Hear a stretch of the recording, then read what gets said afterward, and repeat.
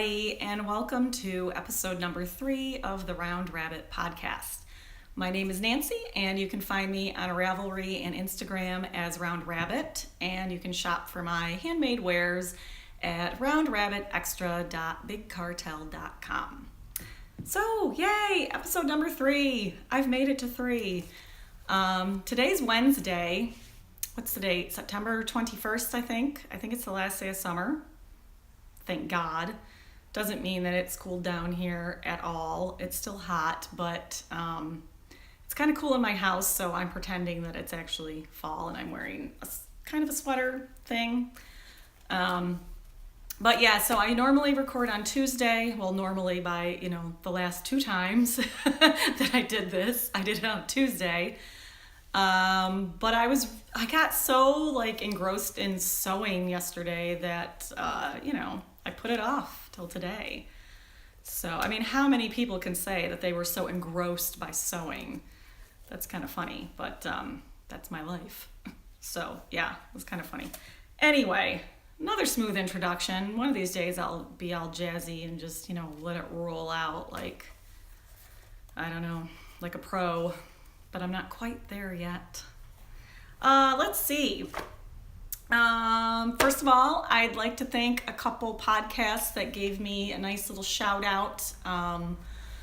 My friend Lorelei from the Knits and Beads podcast, and her last episode, she gave me a really nice little introduction. Thank you, Lori.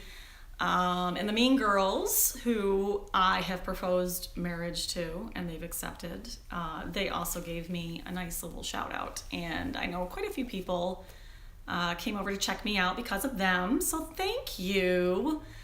You guys are awesome. And we're totally getting married, and I've already let my husband know, and he's actually pretty good with that.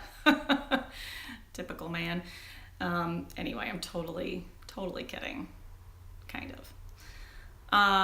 So let's see. Today I am drinking some pretty pink wine. This is a lovely rosé. I brought the bottle over so I did not forget all the information like I usually do.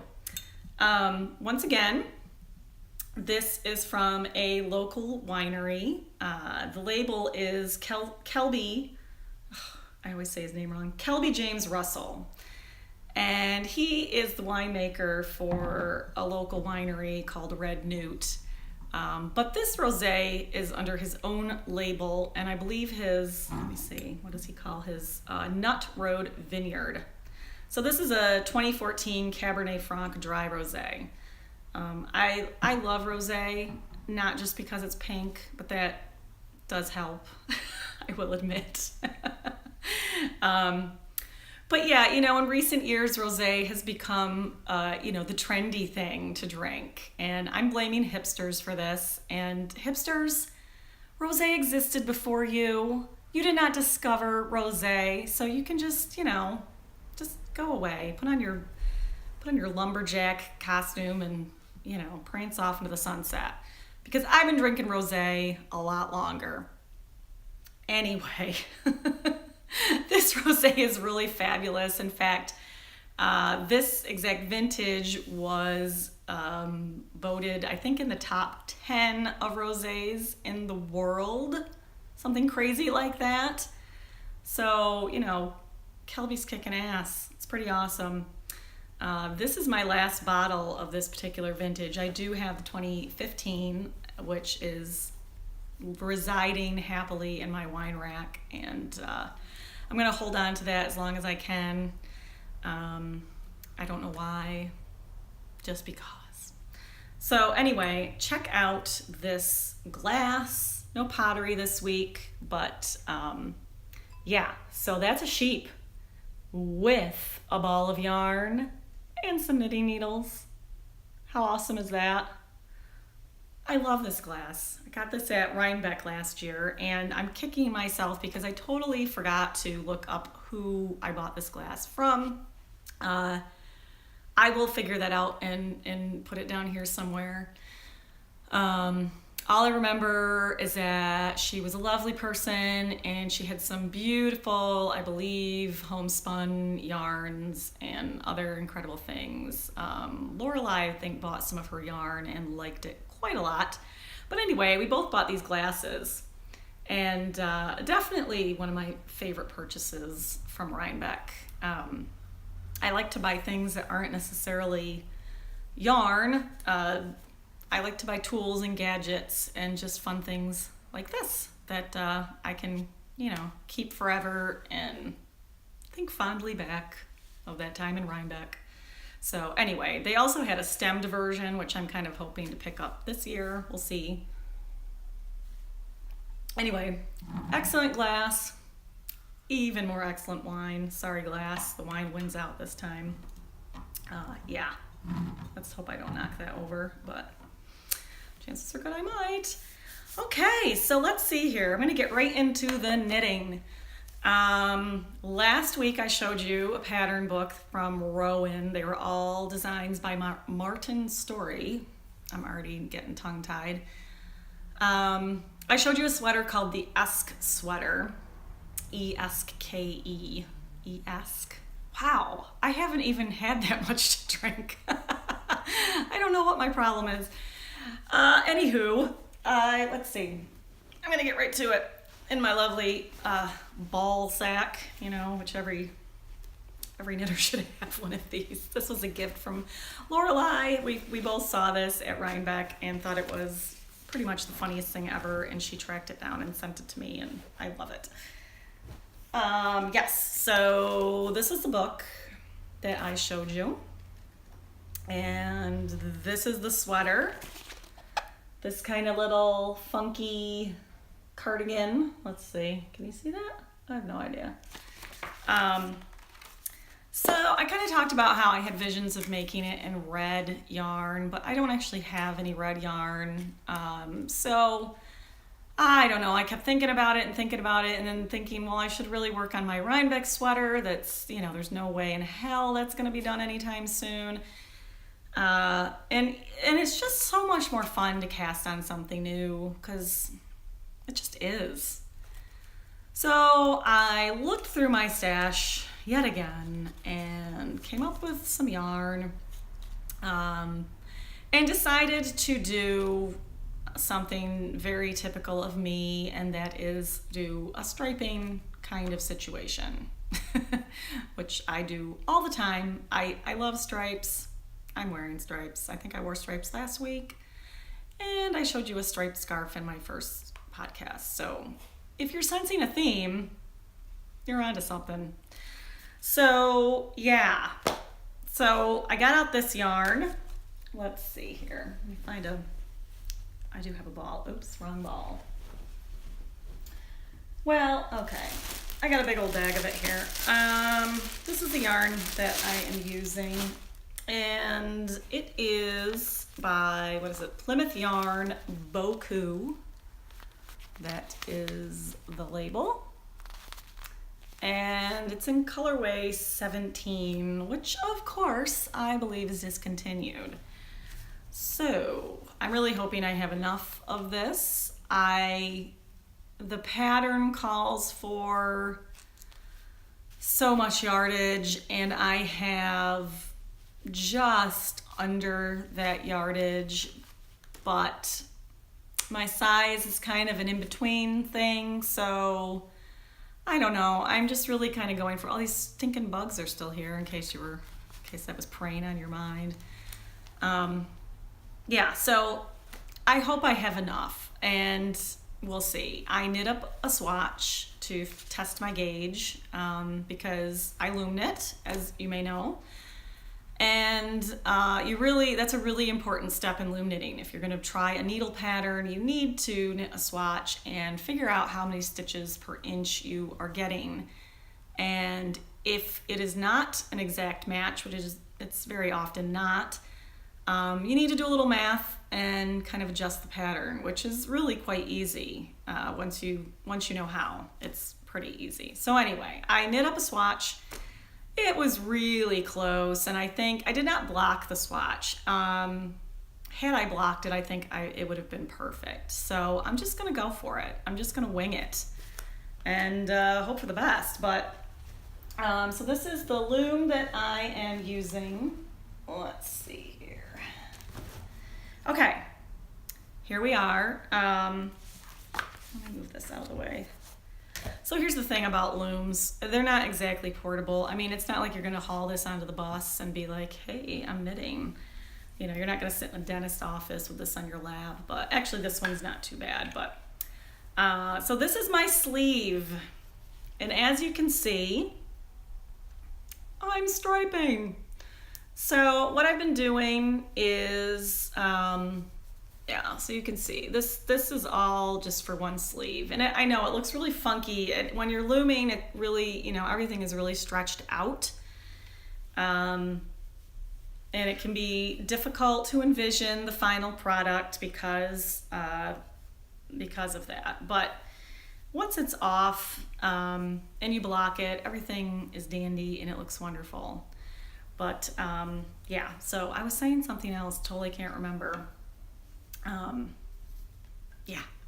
So anyway, what I'm doing is I am knitting 2 rows, and then I switch to, let's see here. Then I switch over to another ball of yarn. So what I did is I started each of these balls in different parts of the colorway so that they were contrasting.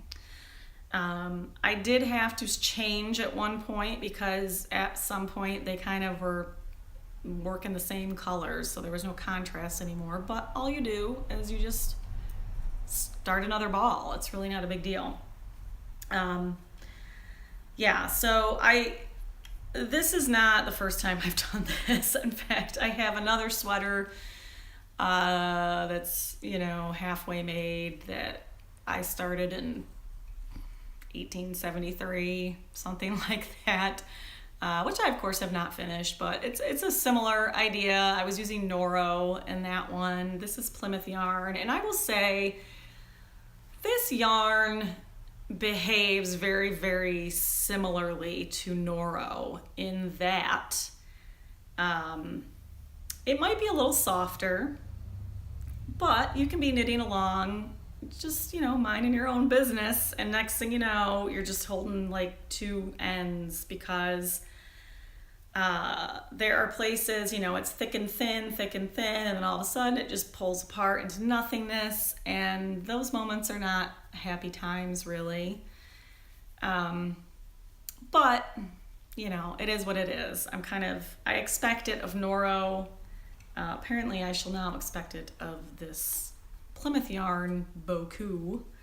But I just make sure I keep my needle felting pad handy. I think I told you guys last week about the way I splice yarn together when I'm knitting, as I just kind of just mush the ends together. And so this is a needle felting brush pad, as you can see. And you lay your yarn on that. This is a needle felting needle. Has little barbs on the end. You do not want to run your finger up and down this because you will not be happy if you do that. So anyway, put your yarn down, lay it on this, and you just kind of poke, turn the yarn, poke. You just keep doing that, and then you're gonna have some fuzziness about it. Just kind of, you know, lick your palm and just, that sounds dirty. But anyway, just kind of smooth it out that way. Works like a charm, and it is so strong. I mean, you can just like yank on that and it's just great. Just great. So anyway, back to this. So yeah, it's not going incredibly quickly. Well, nothing I do goes quickly, so I can't really say that it's the pattern or me. It's definitely me, totally me. So eventually though, I'm gonna have a sleeve, and I love these colors. I mean, look at how pretty that is. These purples and greens, and just, I mean, it's a lovely autumnal variety of colors. So in about 7 years, when I'm done with this sweater, I'm really gonna enjoy it. No, I really would like to wear this winter. I'm, same with my Rhinebeck sweater. I'd like to wear that as well. So I just really need to buckle down, but I'm so easily distracted by pretty much everything in the world. Excuse me. Yeah, so we're just gonna plop that there. I forgot to tell you what this yarn was made of. It's really quite nice. It's 95% wool, 5% silk. So it really, is that gonna focus? Is that focused? Yeah, that's focused. Anyway, look how pretty that is. It's got like these little nice nubby things happening. It's very textural. Anyway, I like it. Yeah, so here's to new cast-ons because I have no control. Whatever, story of my life. Let's see, I did want to talk about, a number of people have been asking about loom knitting, which is really great, because I want people to realize that loom knitting is not just washcloths or dishcloths, Rebecca. But you can do anything on them, and not many people, I shouldn't say not many, not enough people do. I think that a lot of people buy looms and they kind of just decide that there's only certain things they can do with them, and that's what they do. They don't really look outside that box. But I am here to tell you, you can do whatever you want with them. For me, loom knitting, the main things to remember are choosing the proper yarn to the proper loom to get the desired effect you want. I prefer tightly knitted things. I think a lot of loom knit objects are generally thought of as using big bulky yarn and being very loose and loopy. And some things are, and some of those things are awesome. Nothing wrong with that. But if you're like me and you want to just make more things that are more functional, or you want to use needle patterns, it just comes down to making sure your loom is the right gauge and having the proper yarn to go with that. And I do think using a higher quality yarn helps a lot. I have nothing against acrylic or any of that. In fact, I will use them when I feel like it. If I like it, I'm going to use it. I don't actually care. I mean, I want something to wear well, but if I'm making gifts for like 500 people, I'm not going to spend a fortune on yarn. And if I can find one that looks good and wears well, then I'm going to use it. God, I'm just going to have to drink more. Maybe my speech will even itself out. Yeah, that's how it works. All right, so anyway, back to loom knitting. There are a couple people that if you were interested in loom knitting or seeing demonstrations, I did have somebody ask me if I could do a demonstration of how I loom knit. I couldn't really do it with this setup, and I'm not really prepared to kind of do anything else. But what I can say, I can direct you to a couple people that have been just like endless sources of information for me. They make amazing videos. Any question you could possibly have, they can answer for you. And the first person is Kristen Mangus. So Kristen has written a number of books on loom knitting, but she's not just an expert in loom knitting. She's an expert in needle knitting, crochet, any number of crafty things that you can possibly think of. Her YouTube channel is called Good Knit Kisses, and it's huge. She has hundreds and hundreds of videos. She's got like something like over 140,000 subscribers. I mean, this woman is amazing and a huge, huge inspiration to me. She also can sing. She sings her face off. She did this hilarious parody of Miley Cyrus's Wrecking Ball. I think it's called Ball of Yarn. Oh my God. It is so funny, and she can sing really, really well, which just makes it even better. So yeah, you totally need to check that out. Anyway, check out Kristen's channel. Another person I want to mention is Bethany Daly. She is another incredible loom knitter. She too has written a number of books, and I've made a bunch of her patterns. I've made several of Kristen's too. Super nice person. Both her and Kristen, I have messaged them at different times. God, I cannot talk today. And they, you know, when I have a question on how to do something and I just cannot figure it out, they have both they've answered me. They're just incredibly down to earth people and just great teachers though. So Bethany's YouTube channel is called, make sure I get this right, Getting It Pegged. I think it's Getting It Pegged. And I'll put all this information up. But she's got great tutorial videos as well. So yeah, if you do have any questions or you're interested in loom knitting, I really suggest you check them out. There are many other people as well, but these two are two of my favorites. And I just want to pass that on to you. But yeah, so anyway, loom knitting, I'm happy that people are interested in it, and I hope more people give it a try. Yay, loom knitting. Okay, let's see. I feel really scattered today. My eyes are watering. It's allergy season.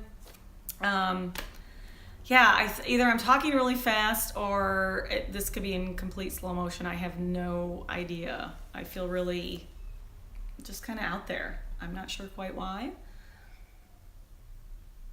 The wine's definitely going to help me though.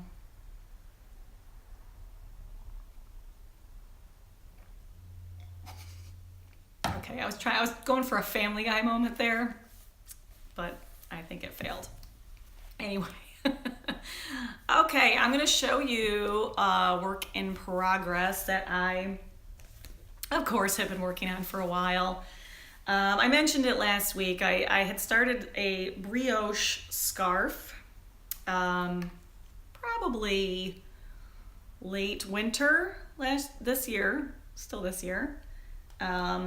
Anyway, so brioche is something that I have been dying to try on a loom for a really long time. Only my brain does not work in certain ways. And I could not make sense of brioche directions and be able to figure out how to do that on a loom. But thank goodness there are people that have figured that out. And there was one tutorial in particular, and I can't remember the woman's name. I will post it below me, but it's a very simple, no words, just looking kind of tutorial. And it shows you how to do just your basic 2-color brioche on a loom. Turns out it's like stupid easy. I mean, it is one of those things that I think might be easier on a loom than on needles. I'm not positive because I have not tried it on needles.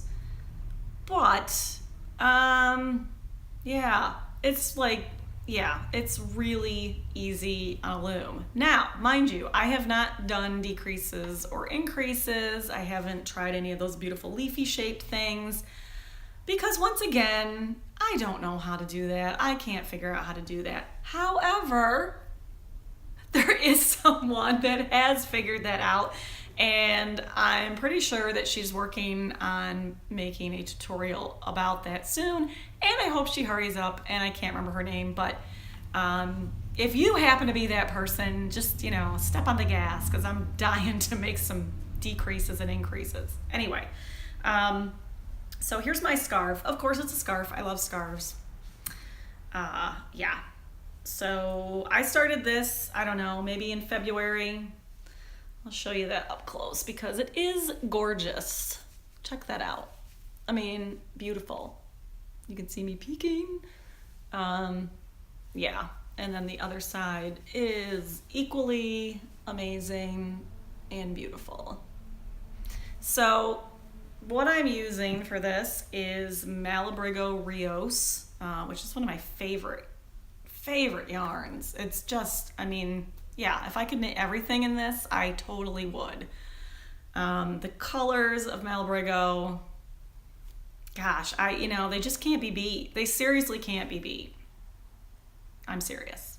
Yeah. So I am using Arco Iris, which is, how's that color looking? Yeah, I guess that looks pretty good. That looks pretty true. So Arco Iris is a colorway that I have hoarded at times, and there was a time when I wanted to make an entire sweater out of this in Malabrigo Rios, but every time I would go to buy it, it would be sold out. So when I started seeing a couple skeins available at a time, I would just buy those. And I ended up with many, many skeins of Arco Iris over the years. But they're very different from each other. Each dye lot is incredibly different. This skein right here, as you can see, has a lot of pinks and greens. This is what I wish they all looked like. That's not to say that they're not all beautiful in their own special way, but they are. But I really like the extra pink going on. Many of the skeins that I have are heavier in the greens and yellows even, which is fine, but it's not quite what I wanted. So I pulled out my most colorful skeins of Arco Iris for the scarf, and I'm using them in conjunction with Teal Feather. Wait, is this Teal Feather? Gosh, now I'm having second thoughts. I think it is, but that sounds like, that's not a Madeline Tosh color, is it? Uh-oh. Anyway, they're both Malabrigo Rios, I think. And I'm pretty sure that's Teal Feather. So we're just gonna go with that. I'll correct it if I'm wrong. Anyway, teal, my favorite color, which I can't get enough of. Look, it matches my ring. I have an obsession with teal. So, yeah, these two look fabulous together, as you can see. And I've knit, I'm probably halfway through. I mean, here it is. It's wide and squishy and gorgeous and looks a little mangly because I've had it in storage for a bit. But I mean, look at that. So here's the thing with loom knitting brioche. I feel like it makes it a tighter knit than what you can get on needles. I might be totally wrong on that. However, all the brioche that I've seen done on needles is a definite looser look. And yeah, this is stretchy. I mean, this is definitely a stretchy situation here. But it is a tight brioche. I mean, look at that. I'm just gonna keep shoving this in the camera because look at that. That is beautiful, and it's tight and cozy, and I think I prefer it to needle knit. There, I just said it.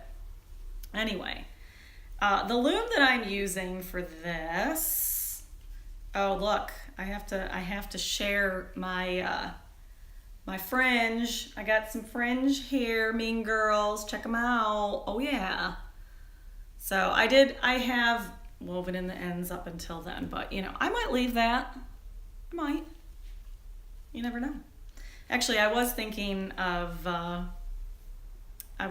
when I'm done that I might apply some quite heavy fringe on the ends, just for kicks, because I think that might look really pretty to have some like long, like really long fringe. Anyway, I am so rambly today. The loom I'm using is Authentic Knitting Board Sock Loom 2, I believe it's called. Yeah, this is supposed to be, I mean, they market this for making socks. So this piece here actually adjusts and you can make it smaller. Might be good to show it to you, or, depending on the size of the sock you're making. So this would be for heavier socks, like a worsted weight, more like, kind of like cabin socks for slipper sock kind of thing. I've never actually used this for socks because it works great. It's a great size for scarves. It's actually fairly portable. I'm not going to look too much like a freak of nature if I whip this out. Only mildly like a freak of nature, which I'm totally used to. So yeah, that's the loom I'm using. So I have a drop stitch situation. You can see my marker here. I dropped a stitch on the edge, and for the life of me, I cannot figure out how to fix this. I've dropped stitches in the middle before, and it's actually quite simple to fix without undoing anything. I can go back, and I found a really great tutorial online on how to fix a dropped brioche stitch, and it works for needles or on the loom. But on the edge, I cannot figure it out, because I'm also slipping the last stitch on the edge so that I'm getting this lovely finished edge. So I think I'm actually going to have to rip it back down to that marker. So we're talking probably like 15 rows. Which is pretty much why I stopped working on it months ago. I just kind of was like, so, just not happy. Just totally harshed my mellow. Oh, so yeah, I've got to go back into that. Again, I'd like to have this for this winter. Maybe I will. I hope I will. I hope so. I still have quite a bit to go. And like everyone who knits a scarf, yeah, it's tough. It's tough getting through that. Even though I love them. I love scarves. They're so useful. They're just so useful and squishy and wonderful, and yeah. So I should fix that, and hopefully I will. Oh my gosh, I've been talking for 31 minutes? What? Okay, sorry. This is not one of my finer moments.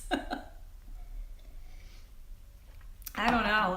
I feel really disconnected. All right, so let's see. What do we have left to talk about here? Oh, well, I can tell you. The reason I didn't record yesterday is because I was just so caught up in sewing. So I guess it would have been Monday. I was looking on Pinterest, and I saw this really cute little zippered pouch thing, and I thought, that's really cute. I can make that. So I wanted to make a new Notions pouch, because the one I use, which I'll show you, it's really adorable. I think I'll show you. Where is it? Oh, here it is. So I've had this for a few months. Anyway, how cute is that? Little unicorn action there. Super cute. And it holds a bit, but not quite enough for me. So I wanted to make myself something that would hold a little bit more. Anyway, I ended up loving the result so much that I just made quite a few of them.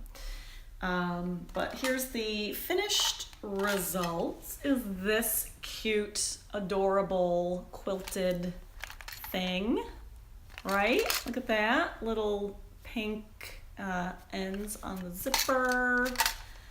It's noisy because there's things inside. It's got a pink lining. Oh yeah.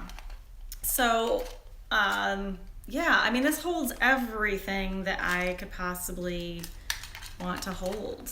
It holds my my loom knitting hooks, which are, there's a couple of these in there. I got a pencil that I've had since 1985. My Hello Kitty coffin tin, which holds all my needles. Favorite measuring tape ever. Love this measuring tape. Yeah. So anyway, it holds everything. I've got scissors in here. I've got all kinds of stuff in here. And I love making these because I get to use up little bits of fabric, which is like my favorite thing ever. A great way to use up scraps, or my fat quarter collection, which I have to admit it's causing me a little pain to dip into that. Just because I like looking at them and they're depleting, but I can replace them. So anyway, I've got a bunch here. I've got a bunch that I'm going to be plopping into my shop, and hopefully people will like them too, because I want to keep making them. They're just really fun. So I'll show these to you real quick. This one might be my favorite. I just love the combination of fabrics on this one. Pink zipper, nice bright blue lining. But look at those fabrics. Oh my gosh. I love that one. I might keep it. I don't know. I don't need it. I don't need it. This one. Oh, I gotta get them in the camera. I still have not figured out this damn camera. Okay, there we go. Purple. Can't remember what I lined this with. Teal. Yay. This is like the one that the first one I made for myself that I have kept. Orange zipper. I think that's a pink. Oh, it's got a pink lining. Yeah. Pretty colors. Oh, that's another pretty one. Of course, I like them all. I'm really obsessed with all of them. I mean, so like this is a fabric that I made a tunic out of. I showed you last week. The green is a dress number 1 leftover. This is a dress number 1 leftover. This is like a little history of my life right in these bags. That's ridiculous. This one's got orange lining. Bam, orange. Love that. Yeah, okay. There's this one. Again, or green zip, pink, hot pink lining. And this will be the last one. So I made 2 of these because I really loved the combination, the aquas and browns. This batik is really cool. So each one is a little different. They're not identical because of that batik, but I can't remember what I put on the inside of that. Oh, that has a teal lining on those. So yeah, I love these. I love making them. So I'm gonna put these, how many are there here? 1, 2, 3, 4, 5, 6, 7. I'm gonna put these 7 in the shop. Probably by the time this goes up, I mean, it takes forever for my videos to upload. So it's gonna be Thursday, and hopefully I'll have these in the shop by that time. If you're interested in these and you follow me on Instagram, you'll be able to see when I put them up, because I will shout it from the rooftops. But yeah, oh my gosh, I'm having so much fun making these. Maybe I'll make some bigger ones. I don't know. It's funny. I'm a selfish sewer because I made this because I needed something. I don't know if I'm gonna make project bags because I don't really use project bags. I use tote bags. I need an open top, so I might make a tote thing someday. But right now, this is my current obsession. Yeah, love these. Love these. I gotta show you this one again. I love this one so much. Look at that. Could you guys just hear my neighbor yelling like somebody's trying to kill him? Fingers crossed? No. I totally did not just say that. Totally didn't say that. Yes, I did.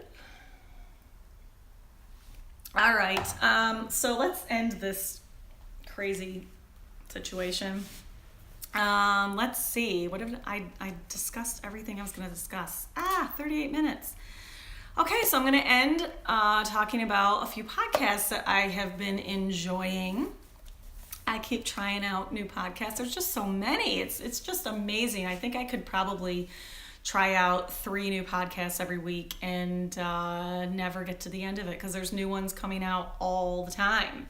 I'm just realizing I'm like lurching into the camera and my hair is flat and I'm a mess. Oh my God.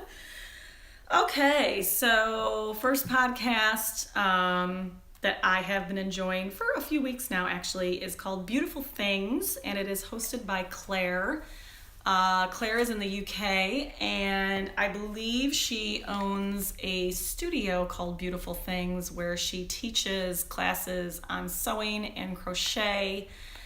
Claire is a new knitter, but a very experienced crocheter. Is that what you call it? Crocheter and sewist. But it's really fun to watch her in her adventures as a new knitter, and how she's learning and her frustrations, and she's really funny. And you know what? She's a gin drinker, and Claire, I drink gin. Let's get together and drink some gin. Claire, I love her. She's really funny and just totally herself, and I dig that. And she just dyed her hair pink, and I'm really dying to see that. She did not reveal pictures of it, but hopefully soon, and I want to see that. So check Claire out. Beautiful Things podcast. Okay. This is a fun one. Brooklyn Knit Folk with Jacqueline. I've watched this for a little while, kind of on and off. I don't know why I'm not super regular with it, because I really enjoy it. Jacqueline is very, she just seems like a really cool person. Do I say that about everybody that I talk about? I love you, Jacqueline. No, but I just really enjoy her. She's just a very, I don't know. Yet again, it's somebody that I think I really could get along with. Although now she's probably horrified but yeah, so she's going to Rhinebeck, and she said that, if you see her, let her know. Look out, Jacqueline. You said you're a hugger. Look out. Sorry. This is a ridiculous podcast today. Oh my God. I don't even know. I might just have to ditch this and start over completely. Anyway, sorry, Jacqueline. I am definitely not someone to be afraid of, but and you know what? If I see you at Rhinebeck, I may just hide behind a sheep, because I don't know. But anyway, Brooklyn Knit Folk, right? Did I get that right? Yeah. Check her out. She's really cool. She has a cat too. And we all love cats, even if we don't love cats. Okay, so the last podcast that I'm going to mention is a sewing podcast. For anybody that may be interested in it, it's called Sew Over It, and the host is Lisa Comfort. Lisa's written a couple books. I think she's got one book and a new one coming out very soon about sewing garments. She is really fun. She's in the UK also, and I just get a kick out of her. She's very she just kind of says it like it is, but she's very informative, and I've learned a lot about sewing actually from her. She has a lot of tutorial videos on different techniques, but I just enjoy kind of the view into her world. She films in her house, which is lovely, and shows off what fabric she has. She owns a fabric store, which, it's got to be heaven. That'd be so great. So she picks her fabrics each month and then shows you what she has made with them. And yeah, she's just totally enjoyable to watch, and I really look forward to her videos. I believe she does one every week. So yeah, if you're into sewing or you want to be into sewing, definitely check out Lisa on Sew Over It. Okay, so I've talked for 43 minutes. I have no idea what has happened during this podcast, and I apologize if I'm all over the place. Yeah, I don't know. I can smell my dinner cooking, and that might be driving me crazy. I've got a close your ears, vegetarians. I have a pork loin roast in the slow cooker, covered in garlic and rosemary, and oh my gosh, I wish there was smell-o-vision, because oh man, it's amazing. So yeah, maybe I need to eat something, but anyway, enough of this rambling.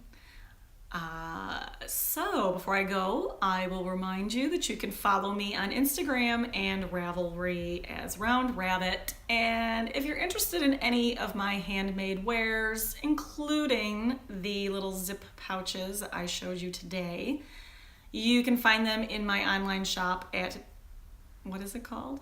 roundrabbitextra.bigcartel.com. Yeah, and I think that's going to do it for me for this week. We'll see if I actually air this. It's not looking good right now. But yeah, I'll see what I can do. Until next week, bye-bye.